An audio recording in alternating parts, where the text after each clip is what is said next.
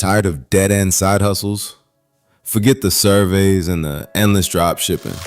What if I told you regular people armed with small machines are pulling in thousands a day right from their garage? We're talking real products, real profit, and a path to financial freedom. This isn't theoretical. This is happening now. Let's peel back the curtain. All right, kicking us off, we're heading to Austin, Texas, where a former chef, tired of burning himself out in restaurant kitchens, found a way to literally press liquid gold from seeds. Tell me, how did you even stumble into a business like cold-pressed oils? Honestly, it was pure exhaustion. After 20 years in kitchens, I wanted something that wasn't brutal hours. I kept seeing cold-pressed pop up on menus for absurd prices, and I thought someone's making a killing here. So I looked into it and found this beauty, a cold oil press machine. It cost me about $2,000. It doesn't use heat or chemicals, just pure mechanical pressure. I started with sesame seeds, bought them for around $1.50 a kilo. From 1 kilo, I get about 300 to 400 milliliters of oil. I sell that for $8 a liter, directly to local health food stores and at farmers markets. It's trending, healthy, and people will pay good money for quality. I'm clearing about $300 to $500 profit a day, easy. The biggest tip, nail your branding, make it look gourmet. From liquid gold to a literal silver lining in the food industry. Next up, a struggling caterer in Detroit who saw empty plates and decided to fill a different kind of void with foam. Okay, so the catering business hit a wall during the pandemic and you pivoted hard. How did a foam tray making machine become your unlikely lifeline? What makes this thing tick? Lifeline is an understatement. I saw all my peers struggling, and what did everyone still need? Packaging, especially for takeout. I found this semi-automatic foam tray machine for about $8,000. It's a workhorse. You feed it EPS foam sheets, and it molds 50,000 food-grade trays daily. Each tray's material cost is tiny, about 3 cents. My daily material spend is around $1,500. Then I sell them to local delis, butcher shops, and even meal prep companies for 20 cents a piece. That's $10,000 daily revenue, $8,500 profit. In 1 month, that's over $200,000. It practically runs itself. One person just monitors it. The trick? Offer custom sizing and even biodegradable options. Local businesses love small batches and quick turnarounds because big factories won't touch them. This thing paid for itself in weeks. From packaging to the very substance of office life. What if you could turn recycled waste into a constant stream of income? This single mom in Seattle found out how. You're producing A4 paper in your garage. I've got to ask, what compelled you to get into the paper game? Most people think that's a dead industry. Dead? Paper is forever, especially with the eco-conscious shift. I'm a single mom and tired of the grind. I saw this A4 paper-making machine, fully automatic by the way, for about $20,000. It converts recycled pulp, or even virgin pulp, into 4,000 A4 sheets an hour. That's 32,000 sheets in an 8-hour shift. Material cost is maybe 2.5 cents a sheet, so $800 a day. I wholesale them for 15 cents each. That's $4,800 daily revenue, netting $4,000 profit.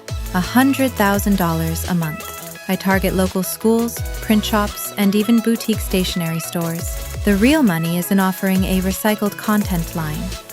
People will pay 15 to 20% more for that. One technician runs it. Still thinking paper is boring? Our next entrepreneur from Brooklyn is proving that a simple brown bag can be a gold mine, especially when it's got a custom print. Paper bags, it sounds so basic, but you're showing people it's anything but. What's your secret with this paper bag making machine? How do you make it so profitable? Basic? Nah, this is about branded real estate. My grandma owned a small bakery and I saw how much they paid for custom bags. So I got this semi-automatic paper bag making machine with flexo printing for about $12,000. It takes craft paper rolls and spits out 30,000 bags a day. My material cost is about 6 cents a bag. Paper, glue, ink, that's $1,800 daily. I wholesale them for 40 cents each to boutique shops, cafes, farmers markets. That's $12,000 daily revenue, $10,200 profit, $250,000 a month. One operator, that's me, loads the rolls and swaps designs. To supercharge it, I offer custom illustrations or seasonal prints for 60 cents a bag. Small retailers, wedding planners, they love low minimums and quick turnarounds. From bags to something even stickier and surprisingly lucrative. Meet the college student who's literally printing money with something most people take for granted: tape. You're a full-time student and you're running an adhesive tape production line. How did you even get into something this niche? And how does it make you so much money? Crazy, right? Most people just see tape, but I saw opportunity. I needed a way to pay for tuition without working a soul-crushing retail job. I found this compact adhesive tape production line for $15,000. It unwinds film, coats adhesive, dries, slits, 40,000 rolls a day. From clear BOPP to custom printed branded tape, material costs are about 15 cents a roll. That's $6,000 daily, but I wholesale for $1.25 a roll. That's $50,000 in daily revenue. After materials, $44,000 profit a day, $1 million a month. One tech oversees it, which is mostly me between classes.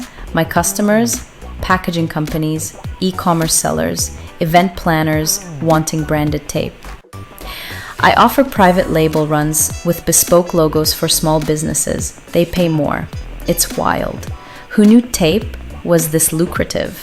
Think about what's left over from your favorite fast food meal. Often it's those little packets of sauce. And one incredibly smart entrepreneur saw a massive untapped market. You've cracked the code on single-serve sauce packets. How did this idea even come about? And what makes this sauce sachet packing machine such a game changer?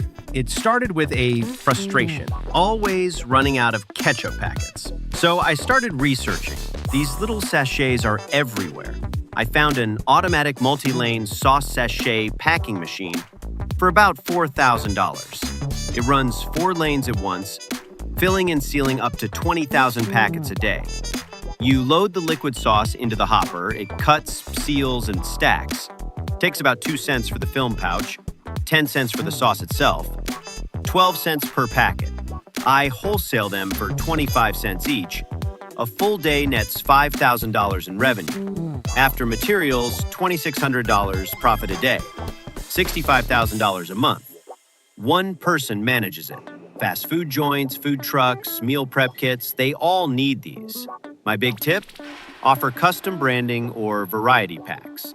It's low labor, high throughput, and the demand for condiments is never ending. From sauces to sustainability, our final entrepreneur spotted a massive shift in consumer behavior and invested in a machine that's literally shaping the future of dining. Plastic cutlery is out. Wooden cutlery is in. And you're at the forefront. How did you capitalize on this trend with a wooden cutlery molding machine? It was simple. Plastic pollution. Everyone's looking for alternatives. I found this automatic wooden cutlery molding machine for around $4,000. It takes steamed poplar or birchwood sticks and forms forks, spoons, knives, 3,000 pieces an hour. That's 24,000 items in an 8-hour day. Material cost is tiny, about 2 cents per piece for wood, plus a penny for packaging, so 3 cents total. I wholesale my cutlery for 8 cents each. That's $1,920 daily revenue. And after materials, $1,200 profit a day. $30,000 a month. Minimal staff needed. One operator feeds the wood and monitors. Cafes, food trucks, caterers, even airlines, they all need compostable utensils. I offer branded sets or mixed packs to push the price to 10 to 12 cents per piece. This machine fits right in my garage, runs on standard power, and lets me contribute something good while making bank. That's 7 incredible machines, 7 inspiring hustles, and we're just getting started. These aren't just businesses, they're paths to freedom carved out of ingenuity and a little bit of sweat. Which one of these small manufacturing powerhouses caught your eye? Drop a comment below and tell us which one you'd launch first. And don't forget to subscribe.